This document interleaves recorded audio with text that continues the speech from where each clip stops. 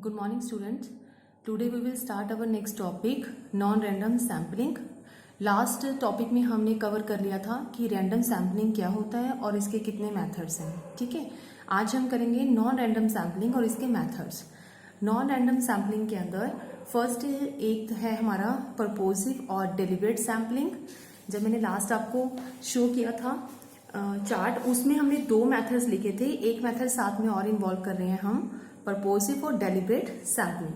तो इसके अंदर क्या होता है, जैसे कि इसके नेम से पता लगता है पर्पोसिव यानी कि पर्पस को ध्यान में रखकर जब वो सैम्पलिंग करते हैं हम, तो ये मेथड अप्लाई करते हैं तो उसको हम पर्पोसिव सैम्पलिंग कहते हैं. इसको डेलिब्रेट भी बोला जाता है. डेलिब्रेट मतलब प्लानिंग के तहत, जब भी हम कोई प्लान करके प्रॉपर कोई अच्छे से योजना बना के प्लानिंग करके हम कोई सैम्पलिंग करते हैं. क्लियर? तो in this method the investigator himself make the choice of the samples item by his opinion. इसमें उसकी खुद की राय है, खुद के व्यूज हैं. अपनी मर्जी से कोई भी सैंपल जो है वो सिलेक्ट कर सकता है अपनी इन्वेस्टिगेशन के लिए. All things left to the investigator. हमें यहाँ पे सब कुछ जो है वो इन्वेस्टिगेटर के हाथ में छोड़ देते हैं. He can collect the sample according to the purpose in hands. जो भी उसके हाथ में पर्पस है, जिस पर्पस को उसने सक्सेस करना है, फुलफिल करना है, उसके अकॉर्डिंगली वो कोई भी सैंपल जो है वो चूज कर सकता है. ठीक है, अपने डाटा में से, फुल पॉपुलेशन में से जो भी उसको लगता है कि उसके अकॉर्डिंगली वो सही है, तो वो अपनी मर्जी से चॉइस के अकॉर्डिंगली, अपनी पर्पस के अकॉर्डिंगली उसको सिलेक्ट करता है. इसके फायदे क्या हैं, मेरिट्स क्या हैं? तो ये फ्लेक्सिबल है. फ्लेक्सिबल मतलब अपने अकॉर्डिंगली वो सैंपल को चेंज कर सकता है, जैसे भी उसको सूट लगता है. तो वो अपने सैंपल को ज़्यादा लार्ज भी कर सकता है, कम भी कर सकता है. ठीक है, according to the our choice, according to their choice he can select the sample. तो इसके अंदर वो क्या चीज़ इन्वॉल्व करता है, he can collect data for the inclusion item in the sample. तो जो भी उसको लगता है कि उसके फायदे में आते हैं उनको वो सिलेक्ट करेगा, अदरवाइज बाकी को रिजेक्ट कर देता है. Clear? Select item deliberately to the purpose of study. Select item deliberately मतलब कि वो आइटम्स को सिलेक्ट करता है एक प्लान के तहत, यानी कि डेलिब्रेट के होके, डेलिब्रेटली के तौर पे. किस चीज़ के लिए? To the purpose of study. अपने सर्वे के पर्पस के लिए वो सिलेक्ट करता है आइटम्स को डेलिब्रेटली, यानी कि प्लानिंग के अकॉर्डिंगली. ठीक है, तो इस तरीके से अगर डाटा कलेक्ट करते हैं तो वो काफ़ी सक्सेसफुल रहता है, इसलिए हम इसको मेरिट्स के अंदर लिखते हैं. सिंपल टेक्निक, और ये बिल्कुल सिंपल टेक्निक है, ये भी इसका एक प्लस पॉइंट है, मेरिट है, क्योंकि इसमें कोई हमें स्टाटा नहीं बनाना पड़ता, स्टाटा के क्लस्टर्स नहीं बनाने पड़ते, तो वो ज़्यादा कॉम्प्लिकेटेड नहीं होता आगे जाके डाटा को कलेक्ट करना. तो वो सिंपल टेक्निक हम यूज़ करते हैं. ठीक है, इसलिए ये हमारा है पर्पोसिव या डेलिब्रेट सैम्पलिंग, इसको नॉन रैंडम बोलते हैं. सेकेंड आता है कोटा सैम्पलिंग. इसके अंदर कोटा सैम्पलिंग सेकेंड पॉइंट है. इसके अंदर क्या होता है, the population is divided into different groups according to the different characteristics of the population. जितना भी हमारे पास यूनिवर्स है, पॉपुलेशन है, जो हम अभी तक स्टडी करते आ रहे हैं कि पॉपुलेशन वो डाटा होता है जो हमें गिवन होता है, जिस पूरी पॉपुलेशन का हमें सर्वे करना होता है. ठीक है, तो हमें यहाँ पे ग्रुप्स बनाने हैं, कोटा के तौर पे ग्रुप्स प्रिपेयर करने हैं according to the different characteristics of the population. हमारे जितने भी हमें टोटल मिला है उसमें से हम अलग अलग कैरेक्टरिस्टिक्स के लिए अलग अलग पर्सन ढूंढते हैं, उनके अपने ग्रुप्स बना लेने हैं. Some percentage of item is fix for each group. हर एक ग्रुप का हमने परसेंटेज ऑफ आइटम जो फिक्स कर देते हैं. ठीक है, और this percentage is called the quota fix for each group. इसी को हम कोटा कहते हैं कि हमने कोटा फाइनल कर लिया, कोटा डिसाइड कर लिया. फॉर एग्जाम्पल, हम इसको एग्जाम्पल के थ्रू करते हैं कि सपोज कर लो, जैसे हम अपनी सोसाइटी को 3 पार्ट में डिवाइड कर लेते हैं. हम कहते हैं कि सोसाइटी में 3 तरह की क्लास होती है. फर्स्ट इज अपर क्लास के लोग होते हैं. ठीक है, फिर मिडिल क्लास के भी लोग होते हैं, और फिर पुअर फैमिलीज होती हैं, पुअर क्लास के लोग भी यहाँ पे रहते हैं. तो ये 3 हमने क्लास में अपनी सोसाइटी को डिवाइड किया है. तो अगर हमें तीनों ही सोसाइटी से हमें कोई डाटा कलेक्ट करना है तो इसके लिए हमने कोटा फिक्स कर लिया अपने सैंपल को कलेक्ट करने के लिए. कोटा में हमने ये बोला कि कुछ ऐसा सर्वे है जो कि गरीब लोगों से ही डाटा कलेक्ट करना हमें ज़्यादा इंपॉर्टेंट है, लेकिन अगर अपर से हम कम कलेक्ट कर लेंगे तो वो चल जाता है. कोई भी एग्जाम्पल ले लेते हैं। तो हम यहाँ पे बात करना चाहते थे जैसे एक्सपेंडिचर की, कि अपना सर्वाइव कैसे करते हैं, आम जनता से हम पूछते हैं। तो उसके लिए हमने ये 3 क्लास बना ली। तो सर्वाइव करने वाला जो मेन पॉइंट है वो इफेक्ट करता है पुअर हमारे क्लास के ऊपर, यानी कि गरीब लोगों के ऊपर ज़्यादा इफेक्ट करता है। अपर क्लास तो अपना सर्वाइव बहुत अच्छे से कर ही लेते हैं, मीडियोकर भी कर लेते हैं, लेकिन ज़्यादा इम्पैक्ट किसके ऊपर पड़ता है इस सर्वे का, पुअर के ऊपर। तो हमने ये डिसाइड किया है कि जब हम पुअर कैटेगरी से अपने सैंपल लेंगे तो वो 50% सैंपल हम यहाँ से चूज करेंगे। ज़्यादातर हम इन लोगों से पूछेंगे कि वो अपने लाइफ में सर्वाइव कैसे करते हैं, उनका खर्चा पानी कैसे चलता है, ठीक है। और मीडियोकर फैमिली से हम पता कर लेते हैं कि 40% या 30% हमने यहाँ पे लिख लिया कि यहाँ से हम 30% जो है लोगों का सैंपल ले लेंगे, और यहाँ पे हम बात करते हैं सिर्फ 20% लोगों से हम बातचीत करेंगे और उनसे सैंपल लेंगे कि अपनी लाइफ में कैसे सर्वाइव करते हैं। तो इट मीन्स क्या हो गया, हमने कोटा फिक्स कर दिया, परसेंटेज हमने फिक्स कर दी कि यहाँ से कितना % सैंपल हमें चाहिए, ठीक है। तो हमें ज़्यादातर अपर क्लास लोगों से ज़्यादा मीट करने की ज़रूरत नहीं है, क्योंकि हमें वहाँ पे सिर्फ कुछ पर्सन्स को ही देखना है। हमें ज़्यादातर मीट किसको करना है, मीटिंग किसके साथ ज़्यादा करनी है, पुअर क्लास पर्सन्स के साथ, क्योंकि वहाँ से हमने 50% लोगों को चूज़ करना है अपने सैंपल के लिए। तो ये हो गया कोटा फिक्स जो हम कर देते हैं, ठीक है। तो इस तरह से अगर हम सैम्पलिंग करते हैं ये मेथड अप्लाई करके, तो उसके बेनिफिट्स क्या होते हैं। एक तो लेस एक्सपेंसिव है, इसमें हमें ज़्यादा टेक्निक्स नहीं लगानी पड़ती हैं, अलग अलग हमें कोई स्टाटा नहीं बनाना पड़ता है, ठीक है। तो ये हमारे लिए एक्सपेंसिव नहीं होता है ज़्यादा। अलग अलग हम इन्वेस्टिगेटर ज़रूर जो अपॉइंट करते हैं डिफरेंट क्लास के पर्सन्स को मिलने के लिए, बट फिर भी ये बाकी मेथड से लेस एक्सपेंसिव ही गिना जाता है। Comparative analysis is possible. हमें पता है कि जब हम डाटा ये मेथड अप्लाई करते हैं तो डिफरेंट ग्रुप्स हम बनाते हैं, और वो किस बिहाफ के ऊपर बनाते हैं, different groups, different characteristics of the population, इसके बिहाफ के ऊपर बनाते हैं। तो इट मीन्स हमारे पास अलग अलग तरह के कैरेक्टरिस्टिक्स हमारे सामने आते हैं। हमें ये समझ में आता है कि पुअर पॉपुलेशन कितनी है हमारे, जहाँ पे मिडिल कितने हैं, हम परसेंटेज लेते हैं अपर। तो इन तीनों के बीच में जो कंपैरेटिव स्टडी है, we can create a comparative analysis in 3 classes between the among the 3 classes, ठीक है। तो हम यहाँ पे कंपैरेटिव एनालिसिस कर सकते हैं, तो ये इसका फायदा है। नेक्स्ट आता है इसके डीमेरिट्स क्या हैं इस मेथड के। एक तो पर्सनल बायस ज़्यादा है, हमें यहाँ पे ये 3 कैटेगरी दे दी जाती है, तो हम यहाँ पे जो हमारा निमिनेटर है या जो इन्वेस्टिगेटर है वो पर्सनल बायसेस ज़्यादा करता है, ठीक है।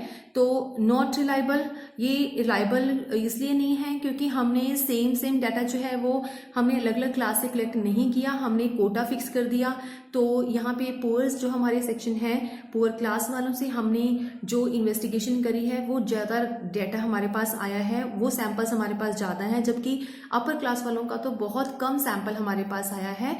तो इसलिए हम ये नहीं कर सकते कि हमारा रिलायबल है, ठीक है। तो इसमें रिलायबिलिटी कम होती है, नॉट रिलायबल, ये हमारा कंसेप्ट है इसका डीमेरिट। ये हो गए 2 मेथड्स हमारे नॉन रैंडम सैम्पलिंग के। इसके बाद एक और मेथड है जिसको हम बोलते हैं कन्वीनियंस सैम्पलिंग। कन्वीनियंस सैम्पलिंग के अंदर क्या होता है कि इसमें इन्वेस्टिगेटर जो होता है वो सैंपल कलेक्ट करता है to their own choice, their convenience, अपनी चॉइस से, अपनी कन्वीनियंटली जो उसको लगता है उसके अकॉर्डिंगली वो अपना डेटा कलेक्ट कर लेता है। जैसे जो सैंपल्स लेना उसको ज़्यादा इजी लगता है, अपने घर के आसपास या नियर लगता है, वहाँ से वो डाटा इजीली कलेक्ट कर लेता है। अपने रिलेटिव से, फ्रेंड सर्कल्स में से अगर उसको लगता है कि मुझे डाटा कलेक्ट करना ज़्यादा सही रहता है, तो हमने उनको चॉइस दे दी है कि वो अपनी मर्जी से डाटा कलेक्ट करके हमें वो इन्फॉर्मेशन जो है वो पहुंचा देता है, ठीक है। तो इट मीन्स जो भी उसको कन्वीनियंटली लगता है वहाँ से डाटा कलेक्ट करता है। इसके फायदे क्या हैं, this is a simple method for the sample survey. यहाँ पे हमें कोई ज़्यादा झमेला नहीं है, कोई टेक्निक्स हमें ज़्यादा नहीं लगानी पड़ती हैं, कोई परसेंटेज नहीं निकालना है, ठीक है। तो ये बहुत सिंपल मैथड है, लीस्ट एक्सपेंसिव भी है। You can see it very easily कि we can collect the data by simple way, तो that's why the expenses will be least in that case, ठीक है। तो डीमेरिट्स क्या हैं, अनरिलायबल है क्योंकि इस पे भरोसा हम ज़्यादा नहीं कर सकते हैं, क्योंकि यहाँ पे पर्सनल बायस ज़्यादा होंगे, क्योंकि हमने कन्वीनियंटली उसको बोल दिया है कि जैसे भी हो आपने सैंपल कलेक्ट करने हैं, तो वो अपने नियर वे जो भी उसको डाटा लगेगा, चाहे वो अच्छा मतलब रिलायबल लगता है या नहीं लगता है, तो हम उनसे कलेक्ट कर लेते हैं। हमें वो पता नहीं है कि वो सैंपल के लिए सही कैरेक्टरिस्टिक्स है उसके अंदर या नहीं है, तब भी हम उसको सिलेक्ट कर लेते हैं क्योंकि वो हमारे कन्वीनियंट में आता है, तो इसलिए अनरिलायबल हम इसको बोल सकते हैं। ठीक है। Depend too much on the whims of illuminator, ज़्यादातर हमें यहाँ पे उसके विम्स के ऊपर डिपेंड करना पड़ता है। विम्स क्या होता है कि जैसे उसका माइंड, हमें नहीं पता कि उसका जो माइंड है वो किस तरह के है, वो चेंज होता रहता है। विम्स मतलब चेंज ऑफ माइंड, ठीक है। तो उसका जो माइंड है उसके ऊपर ही टोटली हमें ये मेथड डिपेंड करता है। Too much on the whims of illuminator, कभी चेंज हो जाता है, कभी कुछ बदल जाता है, तो वो उसकी वजह से हमारा डाटा जो है वो कई बार सफ़र करता है। ठीक है, हमारा रिजल्ट जो है वो सफ़र करता है। तो ये 3 मेथड है हमारे नॉन रैंडम सैम्पलिंग के। इसके बाद हमारे मेथड्स कंप्लीट हो जाते हैं। हमारे नेक्स्ट टॉपिक क्या आता है, कई बार पूछा जाता है कि सैंपल डाटा की रिलायबिलिटी कितनी है। जब हम सैम्पलिंग लेते हैं, सेंसस मेथड लेते हैं, तो हम पूरे यूनिवर्स को स्टडी करते हैं, तो उसके लिए हमारी रिलायबिलिटी ज़्यादा होती है। बट अगर हम sampling technique, sampling data collect करते हैं, तब रिलायबिलिटी होने के चांसेस जो होते हैं वो कैसे होते हैं, तो वो इन चीज़ों के ऊपर डिपेंड करता है कि वो डाटा रिलायबल है या नहीं है। First is size of the sample, depend on the size of the sample. Reliability किसके ऊपर डिपेंड करती है, साइज के ऊपर। जैसे कि अगर हमारा साइज ज़्यादा है, ठीक है, हमारे इन्वेस्टिगेशन का, तो if it is size is very small, sorry, अगर हमारे पास साइज ज़्यादा कम है तो it will fail to represent the population. तो हमें लगता है कि अगर स्मॉल साइज है तो डाटा हमारा भी कम होगा, तो कम होने की वजह से हमें पूरी हमारा जो यूनिवर्स है उसको सही तरह रिप्रेजेंट नहीं कर पाएगा। क्यों? क्योंकि अगर हमारे पास 100 पर्सन्स का डाटा हमने कलेक्ट करना है, हमने सैंपल के लिए सिर्फ 10 पर्सन्स को चूज कर लिया, तो हमारा सैंपल जो साइज है सैंपल का वो काफ़ी कम लिया है, तो हमें रिलायबल रिजल्ट नहीं मिलेंगे। It can't represent the whole universe. ठीक है, तो अगर हम ये बोलें कि 100 में से एटलीस्ट 50 तो हमें लेना चाहिए ना, तो ये हमें सैंपल साइज हमने ज़्यादा ले लिया, तो ज़्यादा रिलायबिलिटी, ज़्यादा रिजल्ट अच्छे आने के चांसेस होते हैं। ठीक है, तो अगर रिलायबल चाहिए तो ये टोटली किसके ऊपर डिपेंड करता है, साइज ऑफ द सैंपल के हम कितना ले रहे हैं। सेकंड है रिलायबिलिटी किसके ऊपर डिपेंड करती है, methods of the sampling. Methods हमारे ज़्यादा टफ नहीं होने चाहिए। अगर ये मेथड्स हमारे एग्जॉस्टिव हो जाएंगे ज़्यादा, हमें लगता है कि बहुत प्रॉब्लम देती है, हमें समझ नहीं आता, टेक्निक्स हमें मुश्किल लगती है, तो ये एग्जॉस्टिव होने की वजह से क्या हो जाता है कि हमारे पास एडिक्वेट रिजल्ट्स नहीं आते हैं। ठीक है, तो हम कह सकते हैं कि हमारा डाटा जो है वो रिलायबल नहीं होता। इसलिए मेथड्स जो है वो सिंपल होनी चाहिए, ताकि हम सिंपल मेथड्स के साथ अगर अपनी कलेक्शन करेंगे तो डाटा भी क्या आएंगे, रिलायबल आएंगे। नेक्स्ट आता है बायस ऑफ द इल्यूमिनेटर। यहाँ पे पर्सनल बायसेस जब ज़्यादा होने लगते हैं तो उस केस में भी हमारे पास रिलायबिलिटी जो है वो कम हो जाती है। ठीक है, तो personal biases should be as less as possible, जितना हो सके एज लेस एज पॉसिबल होने चाहिए, क्योंकि अगर हमारे पास ज़्यादा बायसेस हैं तो ज़्यादा बायस होने से क्या हो जाता है कि हम अपने डाटा को उसके रियल कंक्लूजन तक, एक्चुअल कंक्लूजन तक नहीं पहुंचते हैं। सिर्फ पर्सनल बायसेस के बेस पे हम रिजल्ट दे देते हैं और वो रिलायबल नहीं होते हैं। ट्रेनिंग ऑफ द इल्यूमिनेटर्स, हमारी सैम्पलिंग की रिलायबिलिटी इल्यूमिनेटर्स के ऊपर भी डिपेंड करती है कि वो ट्रेन्ड पर्सन्स है या नहीं है। ठीक है, reliability of the samples also depend on the training of the illuminator और द इन्वेस्टिगेटर्स। तो अगर they are not train to make them expert in their field of investigation, तो हमें उनको ट्रेन कर देना चाहिए। अगर वो ट्रेन है तो हमें डाटा क्या मिलेगा, बिल्कुल रिलायबल मिलने के चांसेस होते हैं। तो ये पॉइंट्स हैं जिसके ऊपर हम बेस्ड रहती है हमारी रिलायबिलिटी, किस चीज़ की, सैम्पलिंग मेथड की। आगे आता है कंपैरेटिव स्टडी। कंपैरेटिव स्टडी, या हम इसको डिफरेंस भी कह सकते हैं, किन दो चीज़ों के बीच में, सेंसेस और सैंपल। 2 मेथड अभी तक हमने करे हैं, इन दोनों के बीच में हमने डिफरेंसेस देखना है, तो वो क्या है, हम पॉइंट्स वाइज को रीड करते हैं। कवरेज, सेंसस मेथड जो है वो कवर करने का उसका क्या है, कितना एरिया कवर करता है, जहाँ इसमें हम बोलते हैं कलेक्शन यानी कि collect information from all the items. हमने अभी तक स्टडी की है सेंसस मेथड के अंदर हमारा जो लार्ज एरिया है वो कवर हो जाता है, क्योंकि हम ईच एंड एवरी आइटम को इन्वॉल्व करते हैं जब हमने डेटा को कलेक्शन करनी है, ठीक है। लेकिन इसमें कवर करने का जो प्रोसेस है वो कम होता है। Only some of the item represent the whole population of our data. तो हमें यहाँ पे कुछ सैंपल्स चूज कर लेते हैं और वही सैंपल्स के बिहाफ के ऊपर हमारा पूरा जो है यूनिवर्स का जो है वो रिप्रेजेंट करता है, ठीक है। सेकंड आता है सूटेबिलिटी। हमारा जो सेंसस मेथड है वो कहाँ पे सूटेबल करेगा? When ever the area is small. अगर हमारे पास कम एरिया है तो डेफिनेटली हम सेंसस मेथड को ही अडॉप्ट करेंगे अपने सर्वे के लिए। Whenever the area is large, then the sample method is suitable on that side, ठीक है। आगे आता है एक्यूरेसी। एक्यूरेसी किस मेथड के अंदर ज्यादा होती है? ग्रेट डिग्री ऑफ एक्यूरेसी हमें सेंसस मेथड के अंदर ही मिलती है, ठीक है।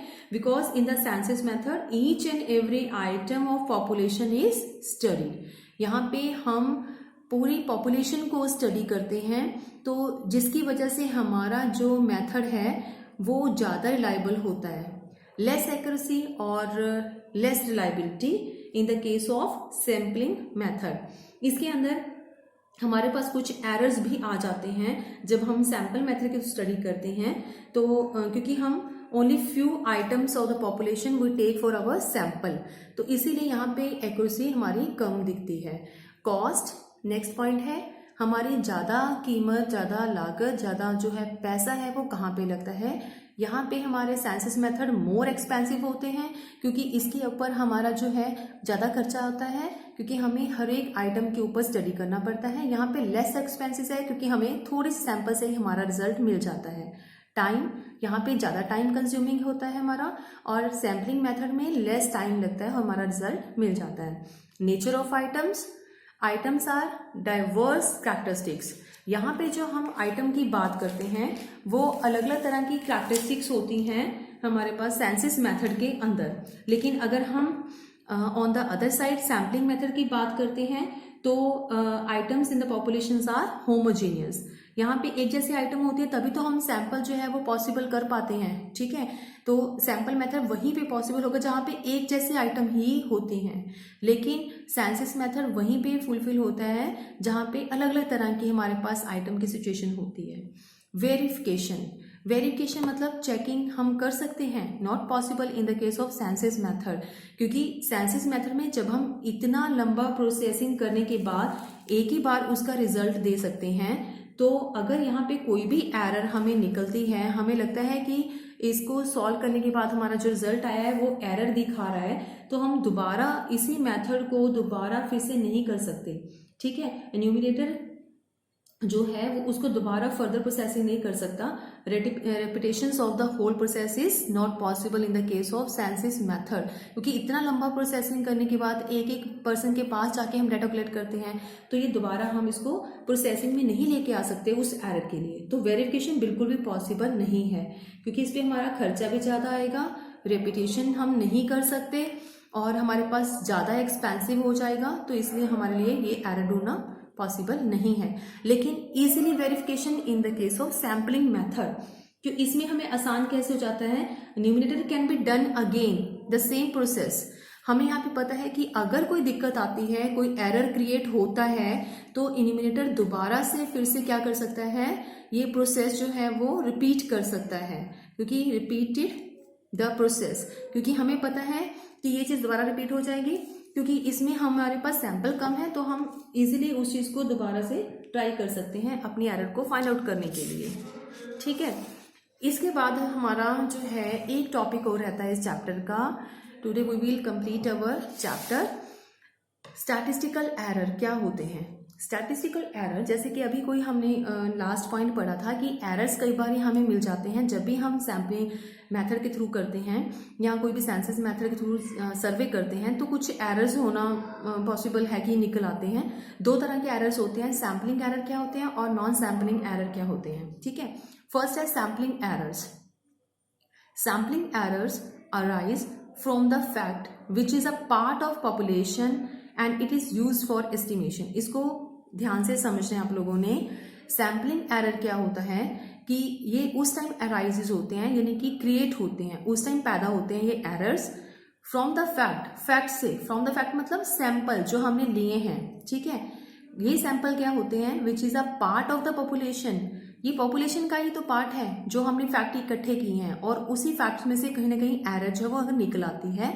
एंड ये जो सैंपल्स हैं it is used for estimation, और इसी को हम एस्टिमेशन वैल्यू निकालते हैं। हमारे पूरे यूनिवर्स के लिए हम वैल्यू निकालने की कोशिश करते हैं, और जब हम यूनिवर्स के लिए सैंपल में से वैल्यू निकालते हैं उसको एस्टिमेशन वैल्यू ही बोला जाता है। यानी कि सैंपल से जो भी वैल्यू निकलती है उसको हम क्या बोलते हैं, एस्टिमेशन वैल्यू, ठीक है। इसको हम एक और पॉइंट पढ़ते हैं, the difference between the parameter of actual value and the estimation value derived from the sample are called the sampling error। हमें पता है कि एस्टिमेशन वैल्यू जो कि कहाँ से निकलती है, फ्रॉम द सैंपल। जैसे मैंने ऊपर यहाँ पे मेंशन किया है कि एस्टिमेशन वैल्यू का जो रिजल्ट आता है वो सैंपल से आता है, और पैरामीटर ऑफ एक्चुअल वैल्यू, लेकिन जो हमारे होल हमारा जो पॉपुलेशन है वो जो रिजल्ट देता है उसको हम बोलते हैं पैरामीटर ऑफ एक्चुअल वैल्यू, यानी कि पॉपुलेशन का जो एक्चुअल रिजल्ट है। अगर पॉपुलेशन के एक्चुअल रिजल्ट और सैंपल से लिए हुए रिजल्ट के बीच में कोई डिफरेंस क्रिएट करता है तो that is called the sampling error. Take one example here. अगर हम ये बात करें, एग्जांपल लेते हैं कि एक फील्ड में हमने 5 या 6 फार्मर से उनकी इनकम कंफर्म की है और हमें उनका एवरेज बताना है। तो 6 फार्मर्स हम लेते हैं। तो 6 फार्मर्स की अगर उनकी बात करें उनकी इनकम की, तो हम यहाँ पे उनके नेम लिखते हैं A, B, C, D और E। इन सबकी इनकम जो है, A की 500 रुपीज है, 600, 700, 800 एंड 900। क्लियर। तो इन सबकी हमने इनकम नोट कर ली। अब इसकी एवरेज निकालते हैं। तो इनकी जो एवरेज निकलती है, एवरेज जो हम फाइंड आउट करते हैं, इन सबको टोटल कर लेते हैं।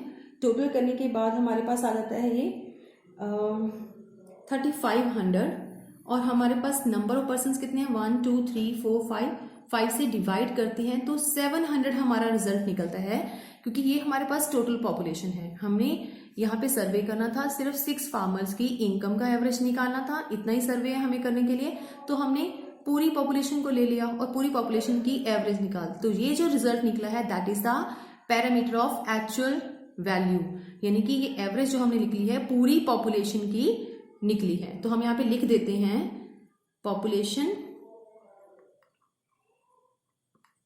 एक्चुअल वैल्यू, यानी कि पॉपुलेशन की एक्चुअल वैल्यू कितनी आई है, 700। क्लियर। ये चीज हमने यहाँ पे लिखी है। इसके बाद अगर हम इन्हीं 6 में से सिर्फ 2 सैंपल हम चूज कर लेते हैं, A एंड B, और हमने कह दिया कि पूरे यूनिवर्स का रिजल्ट ही मिल जाएगा, हमें सभी का एवरेज निकालने की जरूरत नहीं है, तो हमने ये डिसाइड कर लिया कि एस्टिमेशन वैल्यू पे चलते हैं। तो एस्टिमेशन वैल्यू यानी कि सैंपल के अकॉर्डिंग ही चलते हैं। तो हमने 2 पर्सन्स को ले लिया, एक की इनकम हमारे पास 500 थी और सेकंड की 600 थी, और हमने इन दोनों का रिजल्ट ले लिया। ये 1100 हो गया, और हमने 2 से डिवाइड करके इसका 550 जो है एवरेज निकाल दिया। क्लियर। अब ये 550 जो एवरेज निकला है ये किसको रिप्रेजेंट करेगा, ठीक है, क्योंकि ये सैंपल बेसिस के ऊपर एस्टिमेशन का रिजल्ट है, तो ये किसको रिप्रेजेंट करेगा, to the whole population of our data. तो ये पूरी पॉपुलेशन कितनी है, 5 फार्मर्स, तो इसी के बिहाफ के ऊपर रिजल्ट कितना आया है, 550। लेकिन ये हमारी एस्टिमेशन वैल्यू है, बट अगर हम यही सेंसस मेथड के थ्रू करते, पूरी पॉपुलेशन को लेके करते, तो रिजल्ट कितना आता, 700। इन दोनों के बीच में जो डिफरेंस है जो क्रिएट होता है, 700 माइनस 550, वो कितने का निकलता है, 150। That is the error.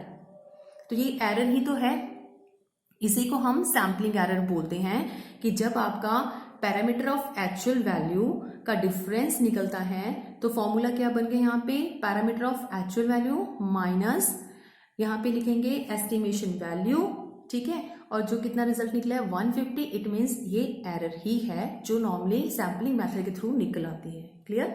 इसके बाद आता है non sampling error. Non sampling error क्या होता है, जैसे बहुत सारा की मिस्टेक्स हो जाती हैं जब हम डेटा कलेक्ट करते हैं। This error arises at the time of collection of data. जब हमें डेटा कलेक्ट करना है तो बहुत टाइम हमारे पास जो है मिस्टेक्स हो जाती है, इन्वेस्टिगेटर से मिस्टेक्स हो जाती है। तो फर्स्ट पॉइंट है मिस्टेक बाय द इन्वेस्टिगेटर्स। कई बार वो गलती कर देता है, कई बार उसने जो है सैम्पलिंग के तौर पे एक पर्सन छूट जाता है या उनसे प्रॉपर जो है वो इन्फॉर्मेशन नहीं मिल पाती है, ठीक है।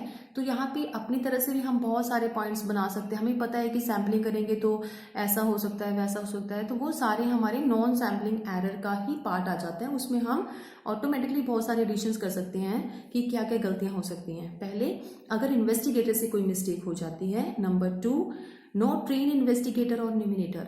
अगर हमें लगता है कि कोई स्पेसिफिक पर्पस के लिए हमने कोई डेटा कलेक्ट करना है तो स्पेसिफिक हमारे पास रिजल्ट आना चाहिए, तो इसके लिए क्या चाहिए, हमें ट्रेन पर्सन चाहिए। बट अगर हमारे पास ट्रेन पर्सन नहीं है, इन्वेस्टिगेटर नहीं है, तो डेटा में कहीं ना कहीं गड़बड़ होने के चांसेस है, ठीक है। तो हम तभी मान लेते हैं कि अगर कोई नॉन सैम्पलिंग एरर निकला है तो मे भी हो सकता है कि नॉन ट्रेड इन्यूमिनेटर्स या इन्वेस्टिगेटर की वजह से हुआ हो। तीसरा पॉइंट हमने लिखा है एरर ऑफ मिस इंटरप्रिटेशंस। अगर हमें लगता है कि मिस इंटरप्रिटेशन हुई है, ये कब राइज होता है, when the respondent fail to interpret the questions in the questionnaires. अगर वो सही तरह क्वेश्चनियर में से जो दिए हुए क्वेश्चंस है उसका सही तरह आंसर नहीं दे पाता है तो उसकी वजह से भी गलतियां हो जाती हैं, ठीक है, मिस इंटरप्रिटेशन की वजह से। एरर ऑफ द कैलकुलेशंस और द अर्थमेटिकल एरर्स। कई बार होता है कि एरर मिस्टेक ही हो जाती है, तो इन्वेस्टिगेटर से ही हो जाती है, न्यूमिनेटर से हो जाती है। रिजल्ट में उसने 31 देना था, कई बार ये हो जाता है बाय मिस्टेक वो 13 लिख के दे रहा है। तो ये कुछ अर्थमेटिकल एरर्स भी होती हैं जो एक इन्वेस्टिगेटर के द्वारा हो सकती हैं, इन्वेस्टिगेटर के द्वारा हो सकती हैं। Error of non response. कई बार होता है कि जिस पर्सन से हम डेटा कलेक्ट कर रहे हैं सामने वाला वो हमें सही तरह रिस्पॉन्ड ही नहीं कर रहा है, ठीक है, तो उसके नॉन रिस्पॉन्स की वजह से ही हमें जो है एरर क्रिएट हो जाता है, उसका डेटा हमारे पास मिस हो जाता है बीच में। कई बार क्वेश्चनियर्स हम उनको भेजते हैं तो मेलिंग मेथड के थ्रू, तो हो सकता है कि उनसे हमें मेल वापस ही ना आए, हमें रिस्पॉन्स ही ना मिले, तो ये सारी प्रॉब्लम आ सकती है। Error of sampling biases. हमने यहाँ पे बहुत ऐसे मेथड्स पढ़े हैं जहाँ पे हमने हर डीमेरिट्स के अंदर मोस्टली यहाँ पे देखा है कि पर्सनल बायसेस होते हैं, पर्सनल बायस की वजह से भी सैम्पलिंग जो है वो यहाँ पे डीमेरिट कहलाती है, तो उसकी वजह से भी एरर्स क्रिएट हो सकते हैं। तो यहाँ पे और भी बहुत सारे एरर्स हैं जो आप एक बार फिर से अपनी बुक में रीड कर सकते हो कि कुछ भी ऐसी सिचुएशन यहाँ अपनी मर्जी से भी बना सकते हो। आपको पता है कि हमने पूरा चैप्टर जो है वो गो थ्रू हो चुके हैं कि सेंसिस मेथड क्या होता है, सैम्पलिंग क्या होता है, उसके आगे फर्दर मेथड्स हमने रीड कर लिए हैं कि कहाँ कहाँ जो है मिस्टेक्स होने के चांसेस होते हैं, वो सारे के सारे नॉन सैम्पलिंग एरर्स ही कहलाते हैं, ठीक है। आज का टॉपिक हमारा कंप्लीट हो गया है और इसी के साथ ये चैप्टर भी हमारा क्लोज हो चुका है। तो स्टूडेंट्स, आई होप कि आपको ये चैप्टर समझ में आ गया होगा। इनकेस अगर फिर भी कोई डाउट्स रहते हैं, कोई भी आपको लगता है कि ये हमें समझ नहीं आया, तो आप मुझे दोबारा से व्हाट्सएप से वो चीज़ पूछ सकते हो, ठीक है, अपने ग्रुप में वो चीज़ डाल के। क्लियर? तो नेक्स्ट लेक्चर के अंदर हम नेक्स्ट वाला टॉपिक स्टार्ट करेंगे। Okay students.